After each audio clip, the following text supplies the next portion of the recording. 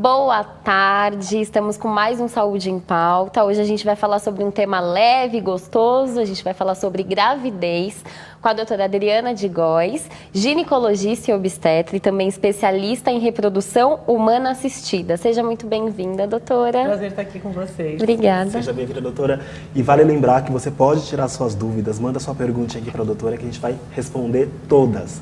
Doutora, eu vou começar, a primeira perguntinha. Doutora, quais são, os métodos, para aquela mulher que ainda não quer, ter um bebê? Qual o método mais eficaz, para a mulher que não pretende ter um filho? E depois, quando ela pensa já em ser mãe, qual o período que ela precisa suspender esse remédio? Olha, na verdade, a maioria dos métodos contraceptivos tem um índice de segurança de 99%. Então, todos têm falha de 1%. Só a abstinência mesmo que é 100%. Então, os anticoncepcionais, DIU, o preservativo e o coito interrompido já numa eficácia menor do que essa, mas normalmente todos esses métodos podem ser usados por um período absolutamente prolongado, eles não interferem de forma alguma na fertilidade. Então, independente do tempo de uso, quando o paciente para o anticoncepcional, para de tomar injeção, para de usar o anel, o adesivo, retirou o DIU, volta a fertilidade normalmente no ciclo seguinte. Então, a maioria absoluta das mulheres voltam a ovular no mês seguinte. E aquelas que usam, por exemplo, o DIU, mesmo que seja o Mirena, que 80% dos ciclos são ovulatórios, imediatamente após a retirada, o ciclo já está absolutamente regular e com capacidade reprodutiva normal. Doutora, tem até uma pergunta da Luciana Estevão, a senhora já até respondeu. Se tomar o anticoncepcional por muito tempo dificulta a gravidez. Isso acho que depende do organismo, né? Não depende, nunca dificulta a gravidez. Então, o uso do contraceptivo não dificulta a gravidez. O que dificulta a gravidez é esperar demais para engravidar. Então, se você usar anticoncepcional dos 15 aos 25, ok, mas dos 30 aos 40, não. Porque após os 35 anos tem uma dificuldade significativa para engravidar, independente do uso prévio de anticoncepcional. Doutora, aproveitando essa questão dos 35 anos, a partir dessa idade, a gravidez já pode ser considerada tardia ou ainda não? Sim. Teoricamente, o pico de fertilidade da mulher é aos 24 anos. Então, daí para frente, quando a mulher está mais fértil nessa idade, mas muito pouco provável, a mulher vai querer engravidar nessa idade. Então, mês a mês, a mulher vai perdendo os folículos ovarianos, os óvulos, ela nasce com a quantidade de óvulo e vai perdendo mês a mês, e quando chega em torno dos 35 anos, como esses óvulos têm exatamente a idade de vida da mulher, porque ela nasce com esses óvulos, aumenta o risco de alterações genéticas, e isso a medicina reprodutiva não consegue reverter. Então, a idade da mulher é o principal fator prognóstico para a capacidade reprodutiva. Então, por isso que é considerada a gravidez mais tardia após os 35 anos, ainda que é absolutamente comum, viável, possível, inclusive a gestação espontânea nessa idade. E após os 40, isso sim é muito mais difícil. Mas pela gravidez em si, não, pela capacidade de engravidar. Doutora, e aquela mãe, aquela que espera engravidar, quais são os primeiros sinais, que pode indicar uma gravidez? Olha, os sinais iniciais da gravidez, eles podem ser muito facilmente confundidos com uma TPM. Mas geralmente tem uma sensibilidade do mamilo, às vezes uma constipação intestinal, então o intestino começa a falhar. Náuseas e vômitos são absolutamente tardios, geralmente a paciente já está com 2 meses de gravidez. Então, para um sinal de alerta muito precoce, a falta da menstruação e eventualmente alguma sensibilidade no mamilo e a alteração do hábito intestinal, eventualmente do paladar. Doutora, agora vamos falar um pouquinho da saúde das mamães, das gestantes. Quais são os alimentos que elas devem evitar e qual tipo de alimentação que elas devem priorizar? De fato, na grávida, na não grávida, a gente tem que priorizar alimentos saudáveis. Há muito mito em relação à alimentação na gravidez, mas basicamente é uma alimentação saudável. Eu recomendo evitar verdura crua fora de casa, porque tem que ter uma higienização muito bem feita em função do risco de infecção tanto da mãe quanto do feto, e algumas infecções podem causar malformações no bebê, então e eventualmente o aborto também. Então elas devem ser evitadas o quê? As verduras não higienizadas, carne mal passada, bem sanguinolenta ou carne crua. Eu acho que esses alimentos precisam ser evitados. E alimentos muito condimentados, eles podem piorar a função gastrointestinal da gestante. Então, mas se a paciente se sente bem, tem que evitar o quê? Alimentos contaminados. Então, risco de infecção, sim. Então, cuidado ao se alimentar fora de casa, independente do tipo de comida, como foi feito o manuseio desse alimento. Então, tem que estar sempre atenta. Só na gravidez? Não, fora dela também, mas na gravidez tem um bebezinho aí que pode correr risco junto com a mãe. Doutora, a gente tem bastante pergunta aqui. Eu quero mandar um abraço para o Custódio Davi, que está assistindo a gente de Moçambique. Ele está parabenizando o programa. E tem aqui a pergunta da Cristiane Mello. Ela diz o seguinte: eu tenho um bebê com uma formação congênita. Se eu tiver mais um, nascerá com uma formação também? Ela tem esse risco, doutora? Depende do tipo de malformação. Existem algumas doenças que elas surgem nesse processo de divisão do bebê e que não são hereditárias. Congênita é que está ali, se desenvolveu dentro do útero, mas não significa que numa próxima gravidez que isso vai passar para o outro filho. Então, precisa fazer um diagnóstico de qual doença é, falar com o geneticista se por acaso essa doença é reflexo de uma alteração nos cromossomos da paciente, e se sim, lógico, ela pode passar para futuros filhos. Então, antes de uma nova gravidez, é interessante uma consulta com o geneticista. Além disso, quando a paciente, se ela tiver uma alteração genética, ou ela ou um parceiro, a gente pode abrir mão da reprodução assistida, fazer uma fertilização in vitro, pesquisar essa alteração genética e apenas transferir embriões saudáveis. Essa é uma outra possibilidade de evitar essa hereditariedade aí, dessa doença. Doutora, as mulheres que têm endometriose, elas têm mais dificuldade para engravidar? Depende do nível? Como funciona? A endometriose por si só, se a pessoa tem endometriose, ela já tem uma alteração do sistema imunológico, uma dificuldade para implantar o bebê. Depois que implanta, ela volta a ter o risco de uma gestante normal. Então depende do quanto ela é saudável. Então a endometriose dificulta sim a engravidar por causa dessa questão inflamatória uterina no processo de implantação embrionária, eventualmente pela obstrução tubária ou pelas aderências que tem na barriga, na pelve, ou por dificuldade de ovular em função do comprometimento dos ovários. Mas vamos supor que essa paciente faça uma reprodução assistida e também transfira esse embrião. A taxa dela de gravidez é menor do que daquela que não tem endometriose. Tem uma pergunta aqui da Andressa Antunes. É possível a mulher conseguir engravidar de um homem que tem um espermograma baixo? Espermograma baixo é algo pouco preciso para eu falar, mas qualquer alteração espermática ela pode ser tratada. Basta ter espermatozoide. Então, 40% dos casos de infertilidade tem fator masculino. Então, a gente acha que a maioria dos casos é a mulher que tem problema, não, é o homem. Mas como são muitos espermatozoides e a gente só precisa de um espermatozoide por óvulo, é muito fácil tratar essa questão.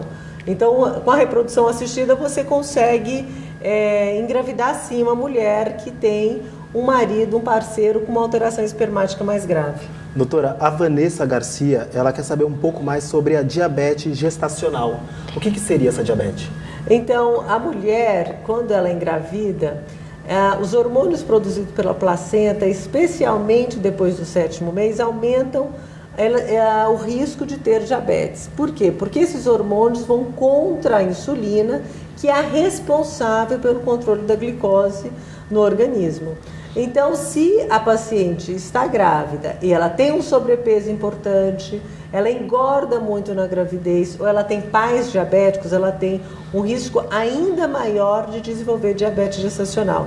Então, o que a gente falou inicialmente, daquele controle de dieta saudável, controle de peso, é um grande fator para evitar o diabetes gestacional, que é diferente da paciente que engravida diabética. Essa paciente que engravida diabética, ela tem risco durante toda a gravidez, é uma situação mais complicada de tratar, existe uma alteração, uma chance de malformação embrionária em função desses distúrbios de glicemia, mas na diabetes gestacional é uma doença grave também, que pode ser tratada e pode ser evitado, o que é mais importante. Mas uma vez constatada, uma dieta alimentar absolutamente rigorosa, eventualmente a gente entra com a insulina e faz o controle, um parto, tenta ser um parto a termo.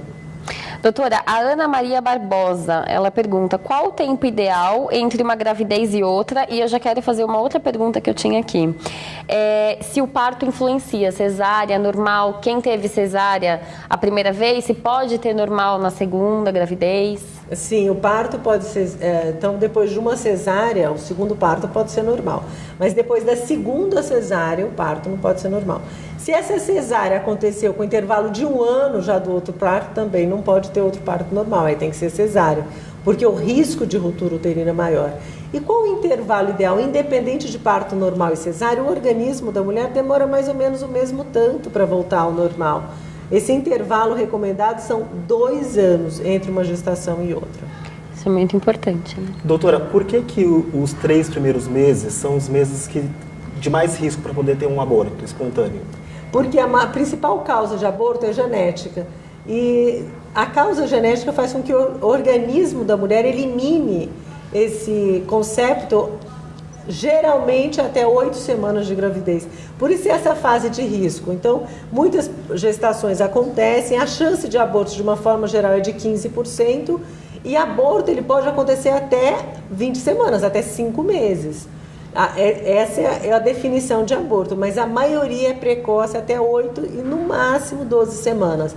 Mas por quê? Porque a principal causa é genética e a maior frequência é nessa primeira fase, por isso. Doutora, a Nathalie Mello tem uma pergunta. Quais são os cuidados que uma mulher que tem trombose? Trombofílica. Trombofilia. É que ela escreveu errado. Precisa ter durante a gravidez para não ter complicações no parto. A trombofilia depende do tipo de trombofilia. Então existem... O que é trombofilia? Então, doença que aumenta o risco de trombose. Ela pode ser hereditária ou pode ser adquirida de forma autoimune, como por exemplo um diabetes, uma alteração na tireoide, um lúpus, isso. Então, se essa paciente tem essa doença, ela tem um risco aumentado de ter trombose. O nosso organismo é muito sábio, então como a mulher vai ter um parto e vai sangrar, ele previne esse excesso de sangramento, aumentando os fatores de coagulação para não sangrar muito no parto. Se a pessoa, além disso, tem uma doença que aumenta o risco de trombose, esse risco vai estar ainda maior durante a gravidez e também no pós-parto. Então, muitas pacientes, elas usam a medicação, existe uma medicação injetável, heparina, que é recomendada durante toda a gravidez, que é uma medicação segura, que é usada durante a gravidez e tem que usar também no pós-parto, que a chance de trombose é de 6 a 8 vezes maior depois que o bebê nasce, nos primeiros 2 meses. Doutora, tem aqui a pergunta da Ariane Soares. Ela diz o seguinte: doutora, o que é o ultrassom com Doppler e por que ele é necessário? O ultrassom com Doppler ele é feito durante praticamente toda a gravidez.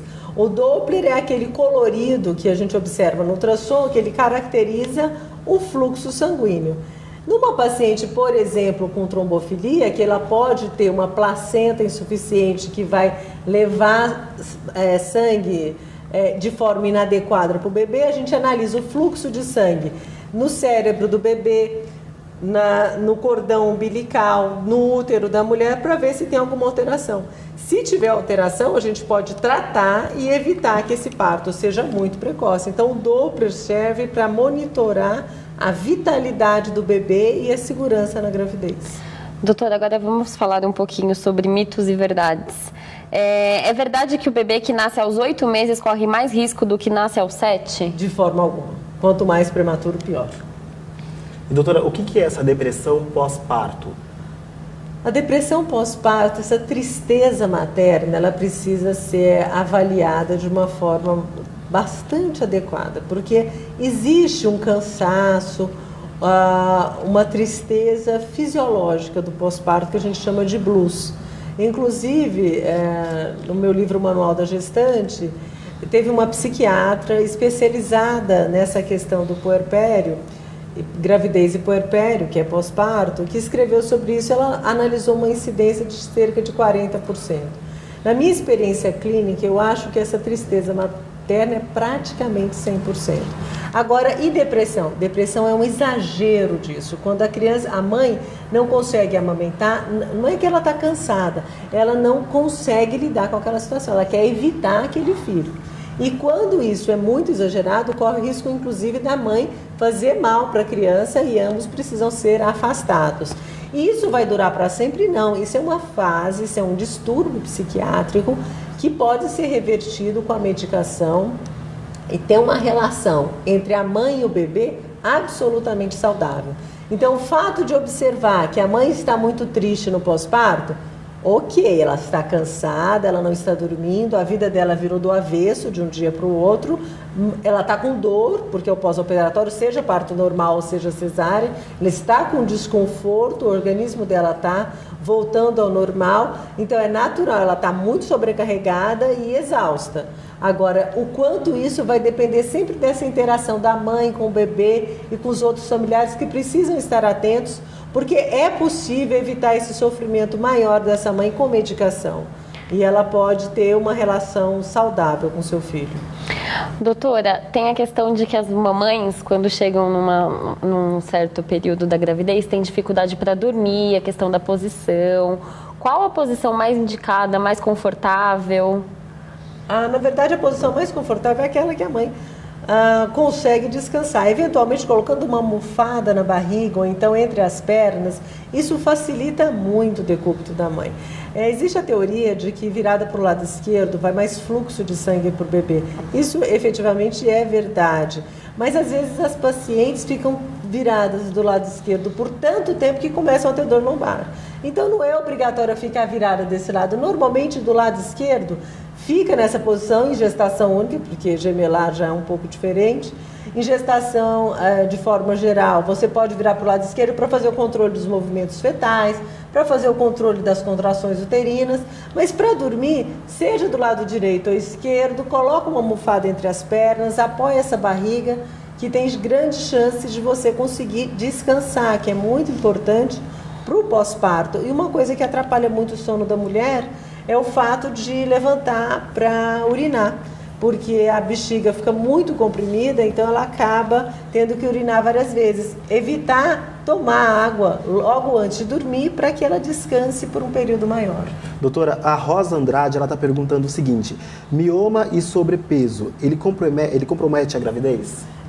O sobrepeso, sim. O mioma, sim. Então, depende quanto? Do tamanho do mioma, da localização do mioma. O mioma efetivamente compromete a gravidez quando ele está dentro da cavidade uterina. Se ele estiver na parede uterina ou na superfície uterina, ele não influencia em absolutamente nada.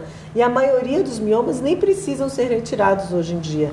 Antigamente, a gente via muito falar de retirou o útero por mioma. Atualmente, essa indicação é de absoluta exceção, porque a gente consegue tirar mioma com técnica minimamente invasiva, e o mioma que efetivamente precisa ser retirado é aquele que está na cavidade uterina. Ele sim atrapalha a gravidez. E o sobrepeso aqui depende desse sobrepeso. Se for muito significativo, se a paciente tiver um tecido gorduroso maior, tem hormônios que são produzidos no tecido gorduroso que atrapalham a qualidade da ovulação. Então, para engravidar é vida saudável. Doutora, e a produção de leite? A partir de que mês que essa mãe começa a produzir o leite? Na verdade, a ejeção do leite acontece eventualmente no final da gravidez, mas efetivamente é no pós-parto. Quando a placenta sai, é que vai ter efetivamente o leite. Então não se preocupe com essa questão do volume das mamas ou de que não alterou muito durante a gravidez. No pós-parto, assim que nasce o bebê, nada acontece também. Geralmente depois do 3º dia pós-parto que vai ter uma produção de leite mais efetiva. E é um aprendizado entre a mãe e o bebê. Devagarzinho vão se acostumando e vai produzindo cada vez mais leite. Tem bastante gente participando. Vanessa, Adriane, a Rosa que o Igor já viu, a Ariane, vamos lá. A Vanessa, doutora, ela diz que parei com o clonazepam com 25 semanas de gravidez. Isso pode fazer mal para o meu bebê? Mas ela não fala o motivo pelo qual ela tomava a medicação. Então, essa é muito importante, porque a indicação, a prioridade é sempre a mãe, por mais estranho que isso pareça. Mas a mãe precisa estar bem para ela ter uma gestação saudável. Toda vez que a gente indica, não existe medicação absolutamente segura na gravidez. Porque nós médicos, para fazermos pesquisas, a gente precisa ter uma ética. Então, não posso testar em grávida e não grávida algo que pode efetivamente fazer mal para um bebê. Então, essas pesquisas elas não são éticas, então elas não existem. Então, toda vez que a gente dá medicação para a mãe, é porque ela é muito necessária para essa mãe. Então, acho que não vale a pena a gente verificar o custo-benefício dessa medicação, ela com o médico dela. Então, poderia usar toda a gravidez? Existem várias medicações que estão de uso restrito e que são necessárias em algumas gestantes para elas terem uma gestação saudável. Doutora, uma pergunta, é mito ou verdade? A barriga, né? Ela indica, né? O desenho da barriga indica se o bebê é menino ou menina. Isso é um mito. Deixa eu já emendar uma pergunta. Dizem que a posição sexual também influencia no sexo do bebê. Isso é verdade? Não, tudo mentira. Então não tem aquela história. Não, barriga mais pontuda? Não, é pelo formato da barriga. Qual que é a chance de acerto? 50%. Então, por isso que muita gente acerta, porque 50% é muita coisa. E o formato da barriga tem mais a ver com a musculatura da mulher. Então, se for uma gestante de primeira gravidez, uma gestante que faz academia, que tem a musculatura mais enrijecida, é uma barriga mais firme. E aquela barriga mais baixa é de flacidez da musculatura. E nas pacientes que têm um sobrepeso maior, há também uma tendência para essa barriga ser mais evidente, né? E a barriga de uma gestante saudável aparece após 24 semanas. Antes ela aparece no máximo gordinha. Quem está de 3, 4 meses já está com barriguinha, pode fazer regime. Inclusive a Cátia de Souza perguntou, a doutora já respondeu. Quando a pessoa é magrinha, a barriga demora para crescer? Demora. E doutora, uma pergunta, quando que é indicado, né, para a mãe fazer algum tipo de exercícios físicos, fazer academia ou uma natação? Quando que é indicado? Quem pode e quem não pode fazer? A maioria absoluta das gestantes, elas devem praticar atividade física. Aquelas que já praticam, eu não indico a interrupção, eu autorizo fazer atividade física durante toda a gravidez. Lógico, sempre uma atividade física é indicada para a gestante. O Pilates é algo que é muito favorável para a gestante, facilita também na hora do parto, fortalece essa musculatura pélvica e facilita na saída do bebê para ela fazer força durante o parto normal. Então eu acho que a atividade física é sempre bem-vinda. Agora a mulher que nunca praticou exercício físico, espera ali esse período de 3 meses, porque eu não sei do histórico dela, às vezes tem um colo curto, um risco maior de sangramento, e ela conversa com o obstetra dela sobre o pré-natalista, sobre qual atividade é mais indicada. Mesmo para quem nunca fez atividade, eu falo, pode fazer na gravidez. A Joyce Silva acabou de mandar aqui. Tenho um teratoma no ovário esquerdo e estou grávida de 16 semanas. Isso compromete a minha gestação? Provavelmente não. Eu fico mais preocupada com o crescimento desse teratoma durante esse período. Porque o teratoma é um tumor de ovário e quando o ovário aumenta muito, tem uma chance dele torcer. E aí, eventualmente, precisa fazer uma cirurgia, inclusive durante a própria gravidez.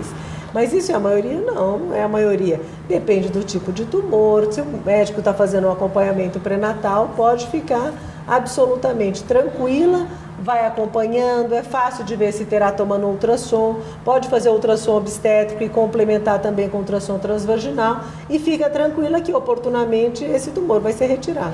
Olha, doutora, a Ariane Soares, ela está participando bastante, ela tem bastante dúvidas. Obrigado, Ariane, por participar aqui com a gente. É o seguinte, ela fala o seguinte, doutora, não tive passagem no primeiro parto e ela quer saber se no segundo isso pode ocorrer também. Lógico, essa questão da passagem, às vezes a gente fala que é a desproporção entre a cabeça do bebê e a pelve. Se é do mesmo pai, a chance disso acontecer é maior, naturalmente. Mas é outro bebê, com outra genética, mesmo sendo os mesmos pais. A gente só vai saber disso efetivamente quando ela entrar em trabalho de parto e tiver as contrações e ver se esse colo dilata. É preciso ter muita paciência e determinação para ter um parto normal. Então a ansiedade atrapalha. Então, deixa as coisas acontecerem no momento certo. Entra em trabalho de parto e esse processo vai ser avaliado durante o trabalho de parto. É pouco frequente a gente conseguir fazer esse diagnóstico de forma efetiva e exata, certa, antes do trabalho de parto. Doutora, existe algum período máximo que a mulher pode ficar em trabalho de parto? Porque eu tenho amigas que ficaram bastante horas, isso até, às vezes a gente fica até preocupada, que a gente está esperando a criança nascer, aí tinha uma amiga minha que estava 18 horas em trabalho de parto, a outra ficou 24 horas em trabalho de parto. Pode dar alguma complicação para o bebê? Qual que é o tempo máximo, assim? Então, esse trabalho de parto prolongado, porque efetivamente o trabalho de parto mesmo, de ter 3, 4 contrações a cada 10 minutos, a paciente, quando fala que está em trabalho de parto há 24 horas, ela tem algumas contrações. Porque esse processo mesmo, imagina que depois de 3 centímetros é 1 centímetro por hora. Então, são 7 horas, o bebê vai nascer. E se isso não acontece dessa forma, tem algo errado. É porque, eventualmente, fala assim, estou já em trabalho de parto, é porque ela já começou a ter as contrações e isso pode durar dias. Agora, 3 contrações no intervalo no período de 10 minutos, que duram de 1 a 2 minutos, aí sim é trabalho de parto. E provavelmente essa paciente não ficou esse tempo todo em trabalho de parto efetivo. E depois que estoura a bolsa, também pode ser considerado ou ainda não? Não. Trabalho de parto significa contração.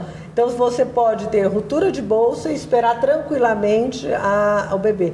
Eventualmente, tem algumas pacientes que têm uma certa restrição de condução do parto, com alguma medicação, e eventualmente isso pode ser mais prolongado. O importante é ser avaliar a vitalidade do bebê durante todo este período, para ter segurança de esperar com tranquilidade. Doutora, tem uma pergunta aqui da Adriane Celis. É normal a moleira de um bebê fechar antes de 1 ano de idade? A moleira? Então, essa moleira, a moleira, na verdade, a gente tem vários espaços, né, entre as suturas do crânio do bebê. E para que serve isso? Para permitir que o crânio se desenvolva. Então, o fechamento desses espaços, ele é progressivo, então tem atrás da cabeça, na frente da cabeça, e isso tudo é avaliado pelo pediatra. Esse fechamento precoce pode dar alteração tanto no formato do crânio quanto no desenvolvimento neurológico do bebê. Então, o pediatra que vai avaliar sempre a medida da circunferência craniana do bebê e desse desenvolvimento é que vai verificar a normalidade ou não dessa situação. A Suelen Fernando Cupertino, ela tem uma pergunta. Doutora, gostaria de saber sobre a placenta prévia. Tive um hematoma ovular. Isso tem alguma relação entre os dois? Não, nenhuma. A placenta de inserção baixa, então é porque a placenta ela fica próximo imagina o útero como uma pera, aquele cabinho de baixo é o colo, então se a placenta está perto desse cabinho, a chance de sangrar, que o colo é por onde o neném sai, que sai na vagina, então a chance de sangramento é maior. E não tem nenhuma relação entre descolamento da fase inicial da gravidez e placenta de inserção baixa. O diagnóstico de placenta prévia é feito só depois do 7º mês, porque quando o útero é pequenininho, a placenta é baixa mesmo. À medida que o útero vai se desenvolvendo, vai crescendo, vai puxando a placenta, por isso esse diagnóstico é mais tardio. E a placenta prévia é mais frequente quando tem alguma cicatriz uterina. Eu tenho mais uma pergunta. Paulo, não briga comigo. Ele já me passou a regressiva, já tá acabando, mas eu tenho mais uma pergunta.